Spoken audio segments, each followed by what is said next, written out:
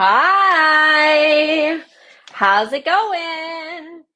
Happy Wednesday. So glad to have y'all here. We actually have a ton of new people in the group, and I'm so excited about that. We've it's been, an incredible year and a half basically since I started Zoë Schroeder Nutrition and since I started this Facebook group. And now we're at what? We're at 838 members, which I just want to say thank you to each and every single one of you because this is all about you and serving you and helping you get to your nutrition goals, health goals, body composition goals. Um, and it's just incredible. And I am so grateful to be able to do what I love, which is help people reach their goals. And now it's really awesome to be able to reach so many people. So, like I said, this group is for you. So whatever you need to ask for it so I can deliver it to you.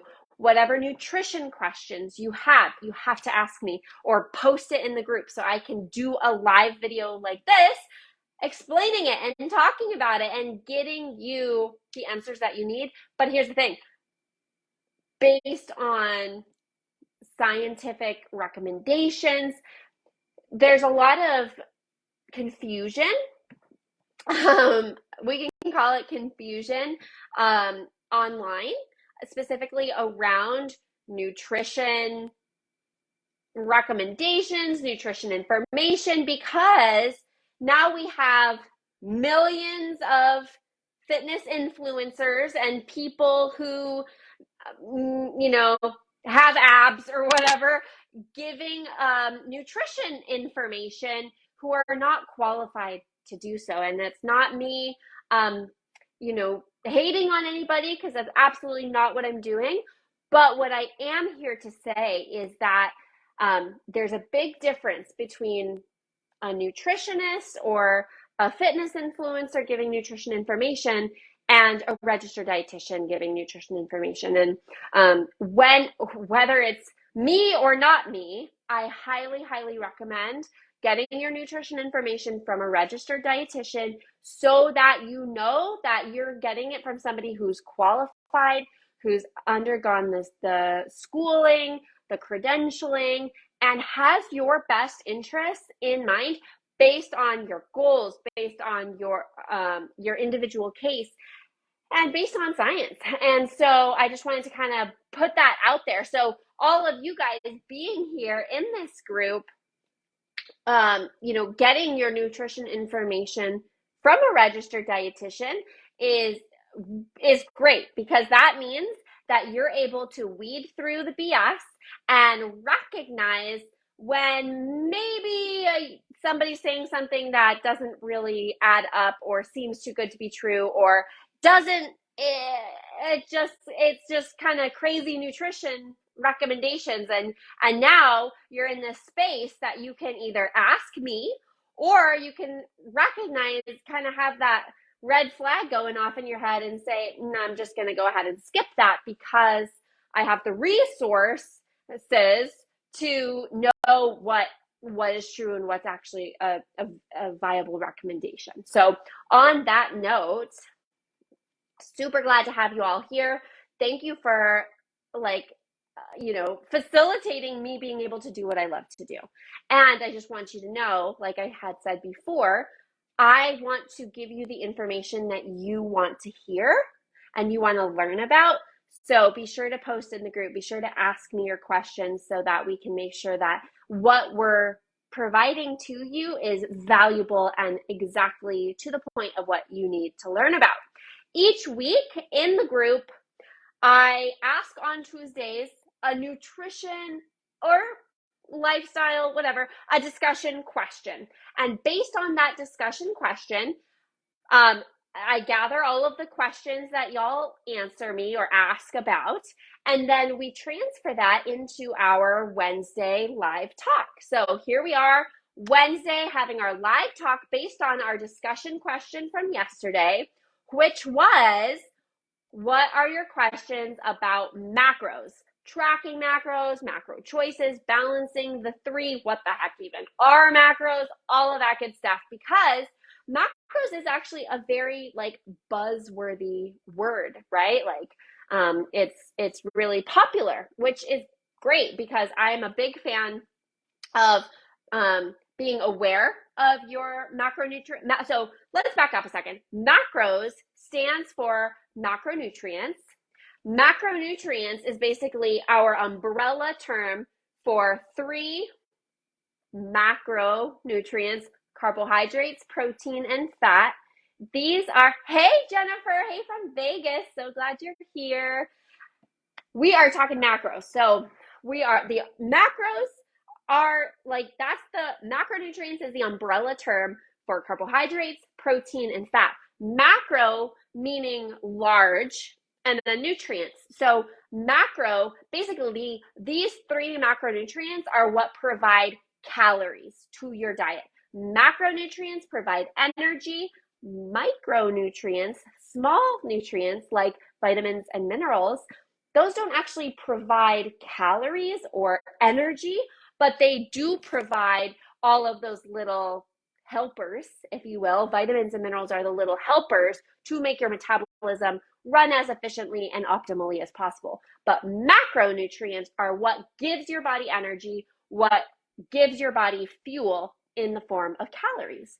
So if you haven't already watched my how to start tracking your macros video, just let me know, comment in here, and I'll send you the link, because in that I break down specifically, what each macro is, but we're going to keep it short for the purposes of this talk. Carbohydrates, protein, and fat are our three macronutrients, and they can be used to help you reach specific body composition goals. Fat loss, muscle building. We use macronutrient distributions for performance and endurance. And just depending on your other specific goals, macros or tracking your macros is a really great way to kind of have the control and use that data to make tweaks and make changes to the data and see what's happening in your body and make changes appropriately based on that. So how we get to your specific macronutrient recommendations is that I take into consideration your height, your weight, your age, your sex, your activity level, basically what you're doing on a day-to-day basis, what your job looks like, what your exercise programming and movement looks like. So all of those go into your calories, maintenance calories, theoretical maintenance calories, and then based on what your specific goal is, whether it's fat loss or hypertrophy, muscle building, then we come up with your target calories. And then from your target calories, this is like our umbrella. And then from there, we have your three macronutrients that all help contribute to equaling that target calories. So carbohydrates, protein, and fat, like we said at the beginning, all provide calories. And so all three together should add up to equal your target calories. And so based on the goals, those ratios will change a little bit. So usually we use percentages of your target calories for each of the macros. But with protein, oftentimes I like using grams per kilogram. So converting your body weight from pounds to kilograms, just because like all of the like recommendations and textbooks and all of the information that we learn in school is usually in terms of kilograms. So anyway, we can come up with a more specific protein target based on your body weight, and then we can use that to kind of figure out the other two macronutrients. That's kind of like a little bit more advanced. Using percentages works great as well. So depending on your specific body, your specific goals, your specific movement, the macronutrient percentages are going to change a little bit. So if we think general recommendations, carbohydrates are usually like general targets are between 45 and 60%. Now, for fat loss, I don't usually go to 60%. It's kind of on the lower end of that. But what you'll see is we still need a good amount from carbs. Carbs are your body's number one source of energy. So we can't go super duper low on the carbs because not only do we need it for energy, your brain needs carbohydrates to function properly. And so if you have too low of carbohydrates, you're going to get brain fog. And so we don't want that, especially if you need it for your job or you need it for school or you just need to be on your A game because you're a parent and you need to not forget your kids in the car or whatever it is. So we need to make sure you're still getting enough carbohydrates, basically. Protein is another one of those that's like super individualized based on your goals, your activity level, and health, like previous health concerns. So if there's anything else going on, like any kidney issues, then we have to take that into consideration. If you like have diabetes, we take that into consideration. But general protein target, I usually go between 20 and 35%, depending on the person and the goal. Now with fat is important because, unlike what we thought in the 90s when it was the low fat craze, low fat everything, guess what happened when everything was low fat? They put more sugar in everything to get to the right flavor and consistency, which is why at the turn of the century, Atkins and keto and all of the super low carbohydrate diets were super popular because they were bouncing back from the craze of low fat, which bumped up the carbs and everything. And so I was like, oh, we got to go low carb because that's making, that's the problem. So what you'll see is that we always can attribute a fad to something that happened before it. Usually, I don't want to say always, usually can attribute a fad diet or something like that to what preceded it and a reaction to trying to fix that problem. So anyway, eating fat does not make you fat. Now, eating too much calories, whether that's coming from fat or carbs, too calorie excess does lead to weight gain. So if you are yes, eating dietary fat can lead to weight gain if you're in a caloric excess. Does that make sense? Or surplus. Does that make sense? But we need dietary fat in your day to make sure your brain's functioning properly, to make sure your hormones are being produced and regulated, to make sure you're absorbing nutrients, and it's really good for satiety. So we need to eat fat. Now, of course, we want to be having healthy fats and blah, blah, blah, but I cover more about that in the training on macros if you want to have that. But anyway, so fats, we want to be like 25 to 35% is like a good recommendation there for fat.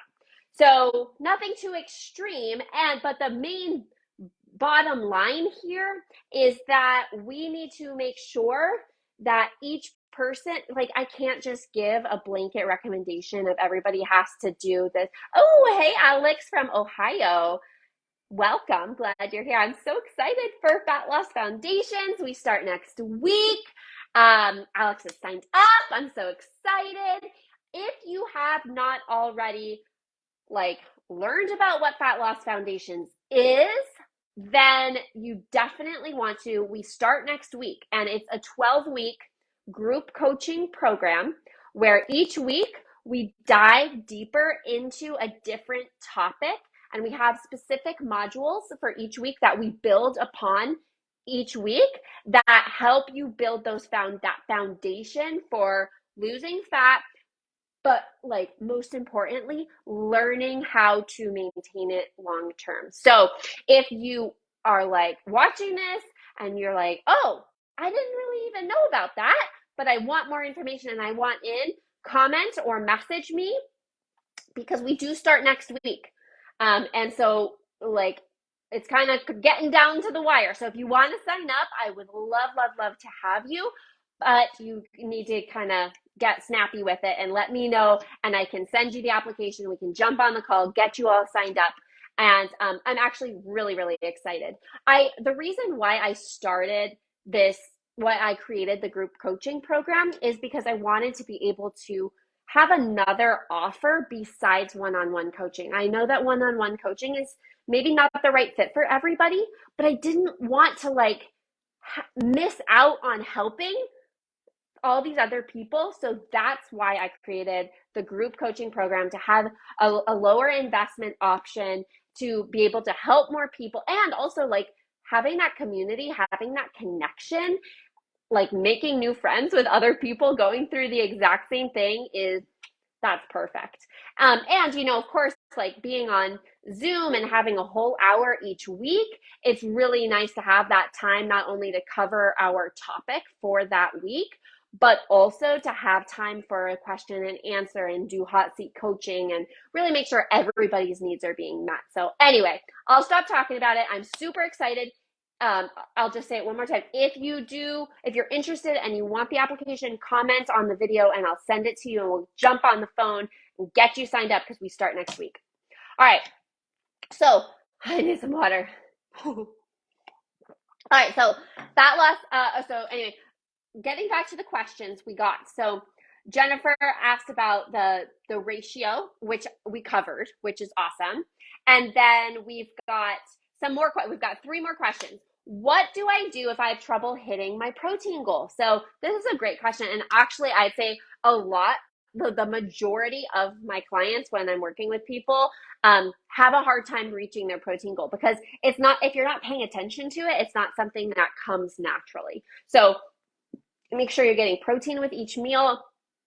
Make sure if you're having snacks that you get a little protein with them. And having a protein shake, like a protein supplement, I honestly super believe in. Of course, we want to be getting the majority of our protein from whole food sources, but sometimes that's just not realistic. And sometimes you want something fast. And if you're like me, I have a sweet tooth. And so having, like a protein shake, whether I put it in the blender and make it like a milkshake consistency, or if I put it in a mug and like put together a little protein mug cake and do it like that. Anyway, it helps me get to not only my protein goal, but also satisfy that sweet tooth. So I'm a big fan of protein powders. Whey protein is easily digestible, it's bioavailable. And if you are looking for a new protein powder, I'm actually in the description of the group, I have the link for 20% off Thorne products, all of the Thorne products. And I love Thorne because it's actually like what's used for all the Olympic partnerships, all of like the NFL, the CrossFit Games, all of these high level athletes. This is the supplement company that they use because it's so high quality and it's so like tested for quality and purity to make sure that there's no sketchy stuff in there.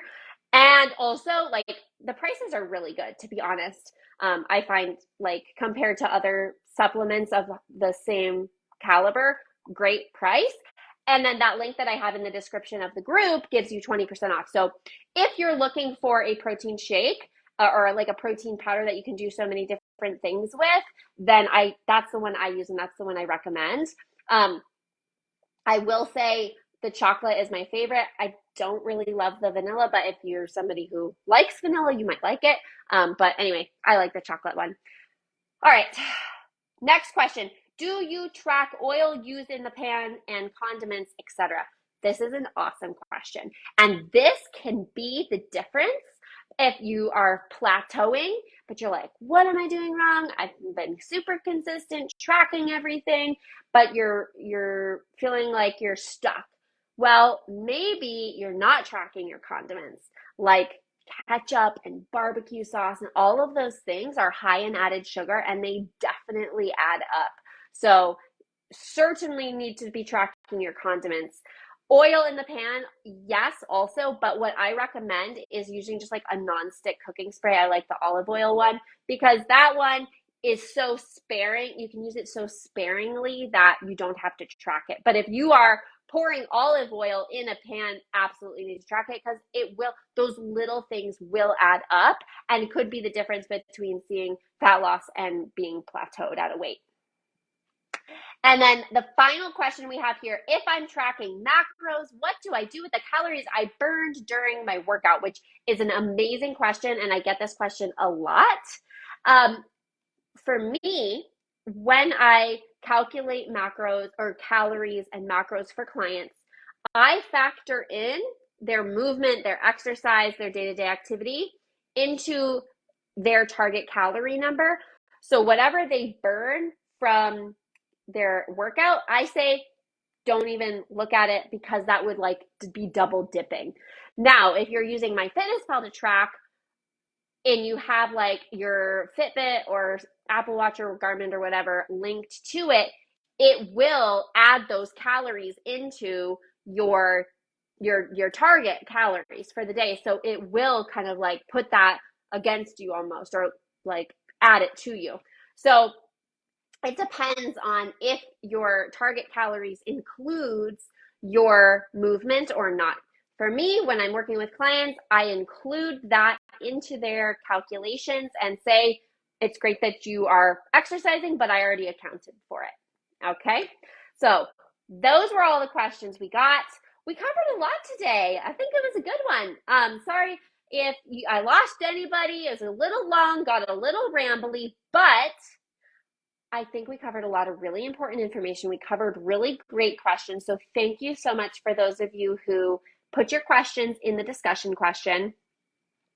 And let me know if you have any further questions. Of course, if you have a question, pop it in the question, or not the question box, the comments, and I'll get back with you as soon as I see it. And if you have any questions about Fat Loss Foundations, I'm here to answer those questions. Super excited. We start next week. And on that note, I'll let y'all go. Have a fabulous rest of your evening, and I'll see you next week. Bye.